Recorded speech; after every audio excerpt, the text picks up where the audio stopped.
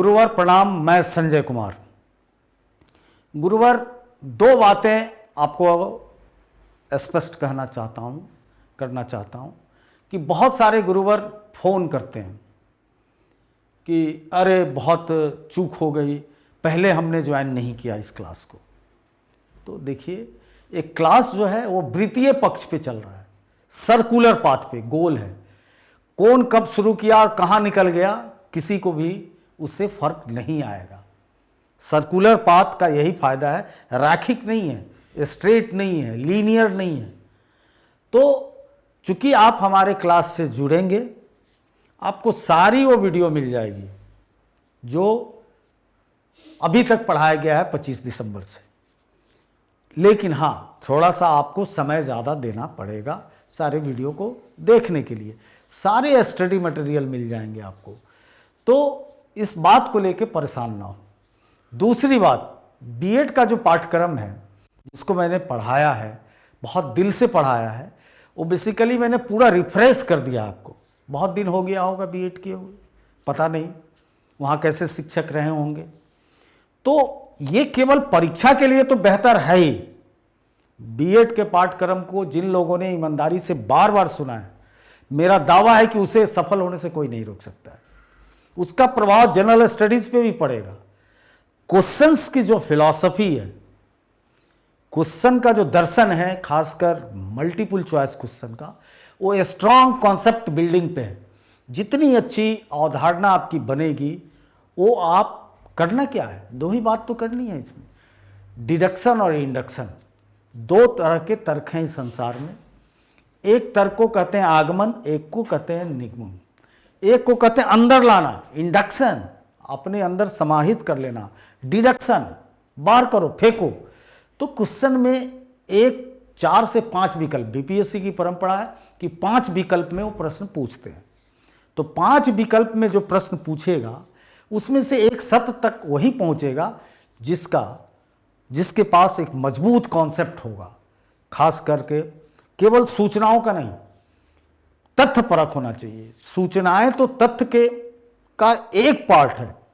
इसलिए आप क्लास को एंजॉय करें। मूलतः वो पूरा बीएड का रिफ्रेशर है, फिर से फ्रेश कर दिया, पूरा बता दिया, जो जीवन के पग पग पे काम आएगा। बच्चों में आपके काम आएगा, स्कूल में आएगा, दैनिक जीवन में आएगा। आने वाली पीढ़ियों को आप ये बताएंगे। आप छोटी बात नहीं करके जा रहे हैं। शायद हिंदुस्तान के किसी पाठ्यक्रम में बीएड से बढ़िया पाठ्यक्रम न रहा है, न हो सकता है। ये अलग बात है कि बीएड करने जब लोग जाते हैं तो वो बहुत इसको लाइट मूड में ले लेते हैं, और लाइट मूड में ही लेने का एक बहुत बड़ा प्रभाव पड़ता है कि वो केवल पास करना चाहते हैं, जल्दी होती है, शिक्षक का अभाव होता है। पहले 9 महीने का बीएड होता था, जनरली एक सेफ साइड लेके करते थे। कोई भी आदमी बिहार में ये नहीं सोचता था कि मुझे टीचर बनना है, मुझे अधिक से अधिक दूसरे सरकारी नौकरी। एक तो अवसर कम हो गया सरकार की, इधर 20-25 साल की जो पॉलिसी थी कि एक सरकार आई मानवर लालू यादव जी की, उन्होंने पूरा ट्रेनिंग इंस्टीट्यूट ही बंद कर दिया कि हम पहले टीचर सेलेक्ट करेंगे, उसके बाद ट्रेनिंग करेंगे। तो उसमें भी कैजुअली लोग लेने लगे। उसके बाद फिर से प्रशिक्षण चालू हुआ, फिर बच्चे बाहर जाके प्रशिक्षण लेने लगे। जम्मू कश्मीर चले गए, हरियाणा चले गए, नॉर्थ ईस्ट चले गए। अब आधा अधूरा पढ़े, केवल पास करना, ये नहीं आपका उद्देश्य होना चाहिए। इस पे मैं 2 बातें आज आपसे कहना चाहूँगा, सारे गुरुओं से। 3 शब्दों के बीच इस कक्षा को, ये फ्री क्लास है, इसलिए मैं 3 शब्दों के बीच इस कक्षा को चलाना चाहता हूँ। कौन से 3 शब्द हैं? पहला शब्द है सृजन। तो सृजन को समझने के लिए आपको ये समझना होगा कि सृजन होता क्या है। तो सृजन शिक्षा की जो भी एक्टिविटी है, जो भी क्रियाकलाप है, वो सृजन के कैटेगरी में आता है, या उत्पादन। एक बहुत बड़ा डिबेट है पूरे दुनिया के अंदर कि शिक्षा क्या है। After all, what is education? शिक्षा को हम किस रूप में लेना हमें चाहिए, एक बहुत बड़ा डिबेट खड़ा करता है कि शिक्षा किस रूप में हो। तो शिक्षा कभी भी कैजुअल लेने की चीज़ नहीं बनती है। शिक्षा को कभी भी आप प्रयास मत करें एक टीचर के रूप में कि इसको कैजुअल लें। तो आज हम बात करने जा रहे हैं जिस चीज़ की, उसको कहते हैं सृजन। सृजन दूसरा शब्द कहते हैं उत्पादकता।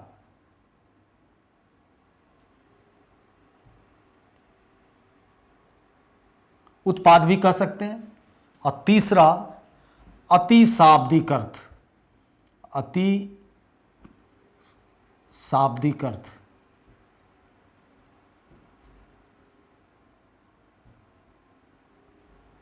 ये 3 शब्द के ऊपर ये क्लास को मैं निर्धारित किया है। एक बहुत बड़ा दुनिया के जितने शिक्षाविद हैं उन सब का कहना है कि शिक्षा एक सृजन है। सृजन में भी कोई ना कोई उत्पाद निकलता है। एक पेंटर पेंटिंग बनाता है तो क्या है कि वो पेंटिंग से भी वो जीविकोपार्जन करता है, बहुत पैसा भी कमाता है। मतलब सोच नहीं सकता कोई इतना पैसा पेंटिंग के अंदर है।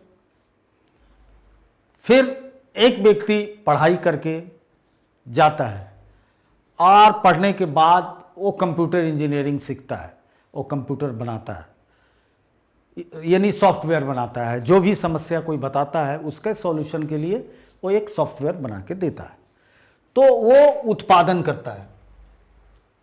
और अति शाब्दिक यानी किसी चीज को फटाक से किसी खास शब्द में बना के एक पैमाना मत खड़ा कीजिए। आज समाज अगर सबसे ज्यादा परेशान है तो आपके जल्दीबाजी से अति शाब्दिक अर्थ बना लेने से। इतना भी अति शाब्दिक नहीं है कोई चीज। ठीक है, फिल्मों में बड़ा मजा आता है अति शाब्दिक समझ के। एक बहुत बड़ी फिल्म है जिसको शायद आप सब ने देखा होगा, जिसको बिहार की भाषा में कहें तो 3 गो या 3 ठो या 3 गो बुर्बक, 3 इडियट्स। वो फिल्म किस बात की कल्पना करता है? 3 इडियट्स अति शाब्दिक हर चीज को करना चाहता है। और फिल्म छोटी चीज नहीं है, इसमें कोई दो मत नहीं है कि वो फिल्म किसके लिए है। बार बार मैं कहता हूं कि शिक्षा का अर्थ बदल जाता है पहली से लेकर और 10वीं, खासकर पहली से 10वीं तक का जो शिक्षा है, अगर वो 3 इडियट कॉन्सेप्ट पे चलता है, यानी जिसका मतलब सीधा उत्पादन है कि रेंचो के पास इतना पेटेंट हो जाता है, हर जगह वो अप्लाइड यूज करता है थ्योरी, तो वो गलत है। अगर 10वीं तक के बच्चे उस ढंग से चलेंगे तो जीवन में कुछ भी नहीं कर पाएंगे। रुचि खत्म होगी और वो अपराधी हो जाएंगे, गलत धंधों में लग जाएंगे।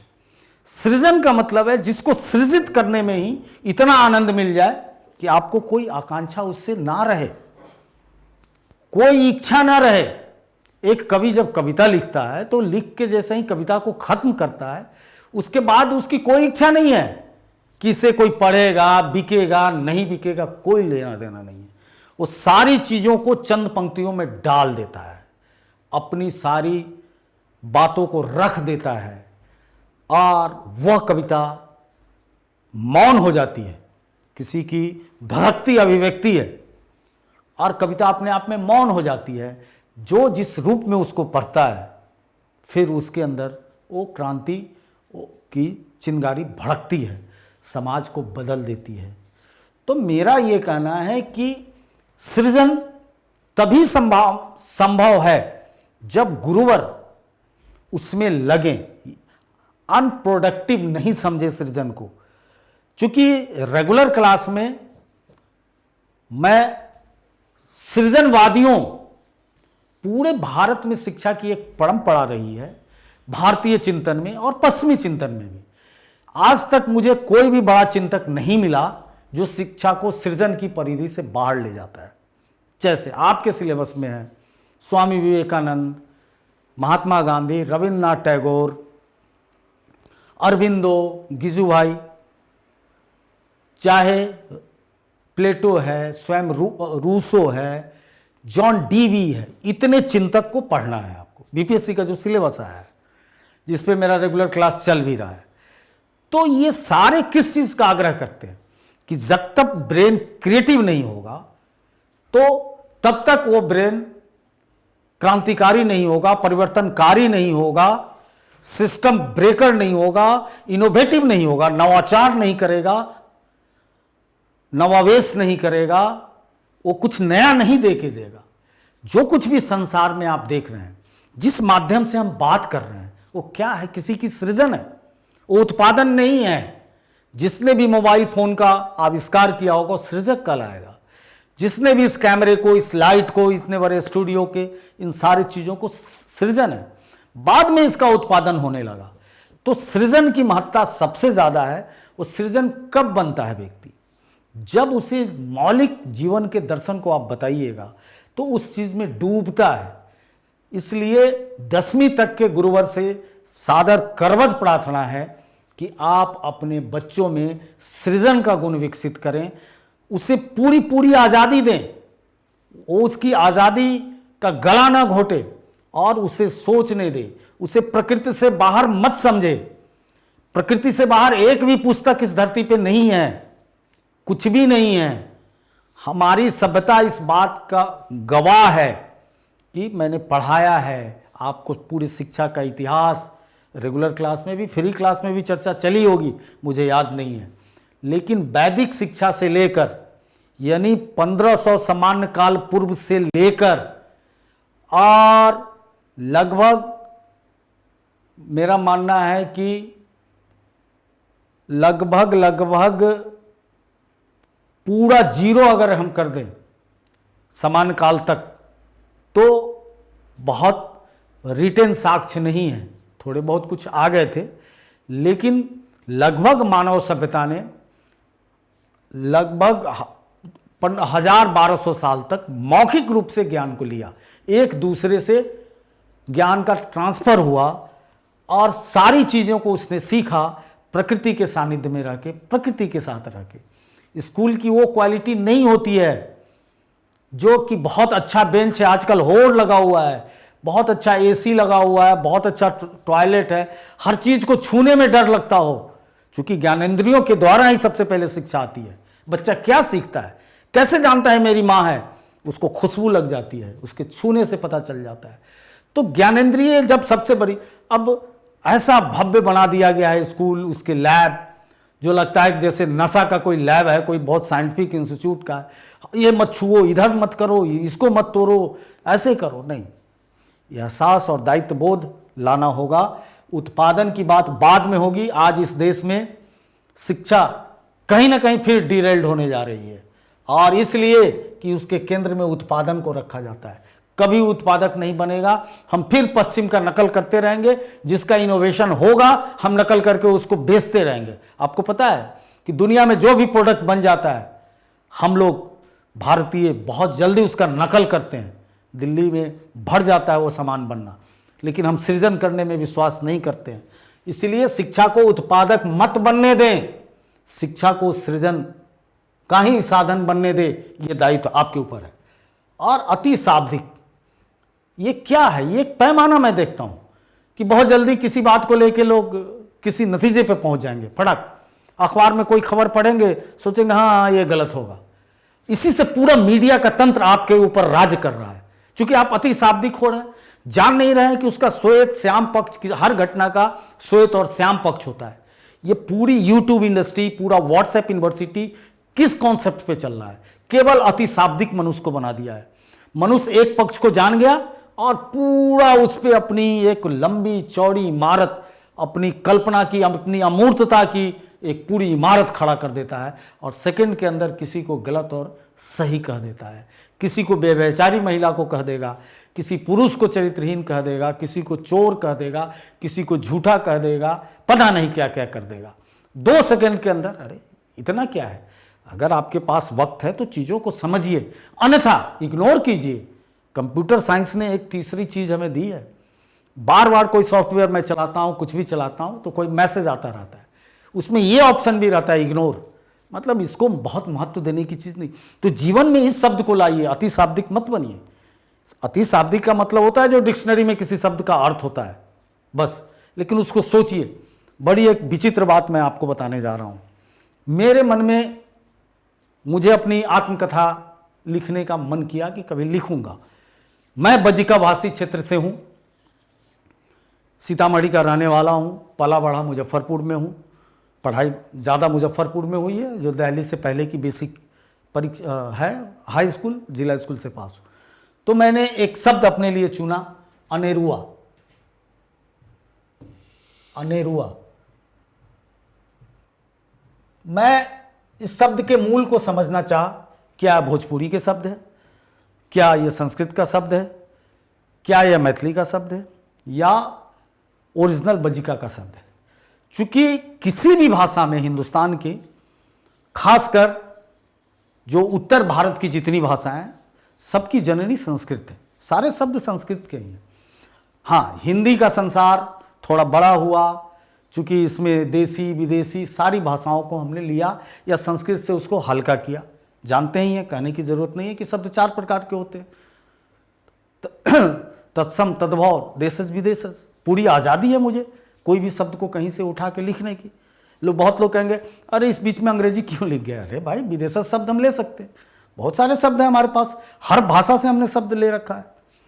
तो मैं अनेरुआ को जानना चाहा कि किस भाषा का ये मूलतः शब्द है। नहीं मिला है अभी तक। अगर आप लोगों को मिले तो बताइएगा कि इसका भाषा क्या है। फिर भोजपुरी में इससे मिलता बहुत शब्द मिला, लेकिन एग्जैक्ट अनेरुआ नहीं मिला।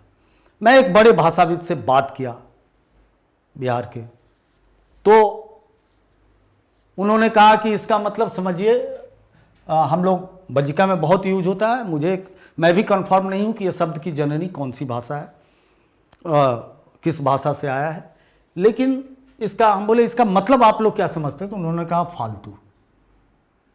अब फालतू कह दिया इसका शाब्दिक मतलब, लेकिन मेरा मन तो इसका कोई और अर्थ ढूंढ रहा है। यह फालतू कैसे हो गया अनेरुआ।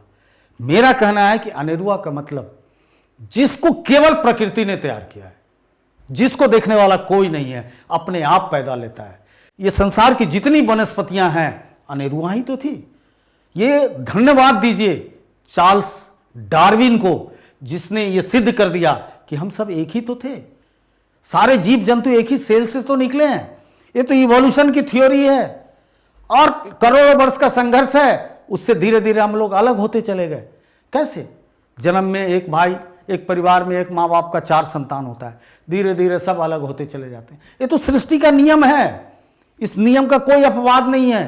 तो जो स्वयं प्रकृति द्वारा संरक्षित हो, सिंचित हो, जिसका पैदा करने वाला प्रकृति है, जिसको देखने वाली प्रकृति है, जिसको संरक्षण देने वाली प्रकृति है, जिसके लिए कोई नहीं दूसरा रिस्पॉन्सिबल है, कोई नहीं इस बात की का केयर करता है उसको, वो स्वयं अपने आप आगे बढ़ता है।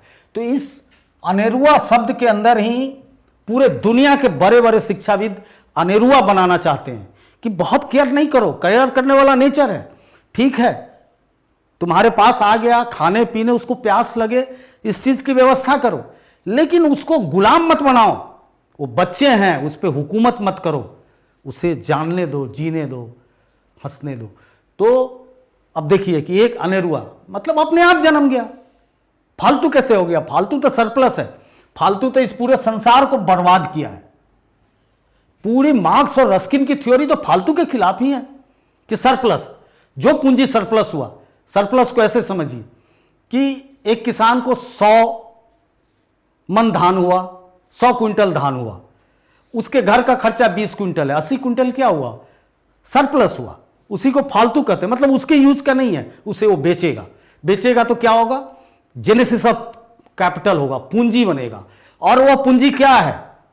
एक डब्बे में रखा हुआ कुछ कंचे को एक बड़े डब्बे में रख दीजिए और ऐसे हिलाइए तो झुनझुने की तरह बजेगा। तो वही समाज में बज रहा है और समाज को कहीं का नहीं रहने दे रहा है।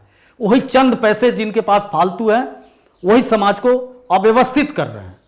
कहीं ना कहीं वो क्रिएटिव तो लगा ही रहे हैं, अपना उत्पादन कर रहे हैं, लेकिन ज्यादा वो परेशान कर रहे हैं। इसी से सावधान होने को मार्क्स ने भी कहा था, रस्किन ने भी कहा था, गांधी ने भी कहा है।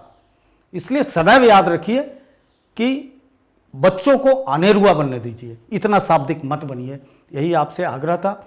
बहुत दिन हो गया था फ्री वीडियो पे काम किए हुए। मेरे जो सारे यूट्यूब प्रोग्राम को आप लोगों के टच में रहते हैं, मेरे अनुज शाह हैं, मनीष जी, उन्होंने कहा कि थोड़ा भैया बहुत दिन हो गया है, तो इतना दबाव रहता है, सुबह से रिसर्च क्लास, बहुत सारी जिम्मेवारियां, तो मन खुश नहीं था। आज मैं धन्यवाद अपने कैमरा टीम को दूंगा कि मेरे मन अनुकूल सब लोग रात में रहे, और मैंने कल तय किया कि सुबह सुबह इसी पे पहले कक्षा लूँगा। तो धन्यवाद, आशीर्वाद दीजिए। और आपको बता दूं कि हम लोगों का क्लास चल रहा है, आप घबराइए नहीं। आप लोग जो बार बार सवाल करते हैं कि छूट जाएगा, ये कुछ भी नहीं छूटेगा, लग जाइए। अभी फिलहाल 999 हो गया है प्रधानाध्यापक के लिए, प्रधान शिक्षक के लिए 599 है। जब तक वैकेंसी नहीं आती है तो प्रधान शिक्षक का 599 ही रहेगा, जैसे वैकेंसी आएगी 999 होगा। इसलिए अधिक से अधिक लोग एडमिशन लीजिए और हमें आशीर्वाद दीजिए कि हम और अच्छा कर सकें, क्योंकि ये मेरा मिशन है। ये क्लास मैं व्यावसायिक दृष्टि के लिए नहीं चलाया हूँ, एजुकेशन से मेरा लगाव है। मैं आज से 15 साल पहले सौभाग्य से मैं गया था। हम लोग तो जनरल स्टडीज़ के आदमी हैं, IAS के लिए पढ़ाते हैं, मेरा इथिक्स फेवरेट है, हिस्ट्री से MA हूँ, जर्नलिज्म से तो हर चीज़ पढ़ा हूँ, तो बहुत अच्छा इतिहास पढ़ा, बहुत कुछ किया, लेकिन कभी एजुकेशन से नहीं। ऐसे ही मैं नई सड़क गया था, वो यहाँ पर एक पटरी बाज़ार लगता है संडे को संडे किताबों का, तो अब तो संभव नहीं है, इतनी धूप और इतनी धूल होती है। जब पढ़ने का उमंग था तो मैं अक्सर वहाँ जाता था। तो वहाँ एक किताब पे मेरी नज़र पड़ी है, हैरिसन की है, सॉरी हैरिसन कह रहा हूँ, पियर्सन की है, एजुकेशन साइकोलॉजी, और अनीता वुल्फ फॉक्स उसकी लेखिका हैं। बहुत मोटी किताब है।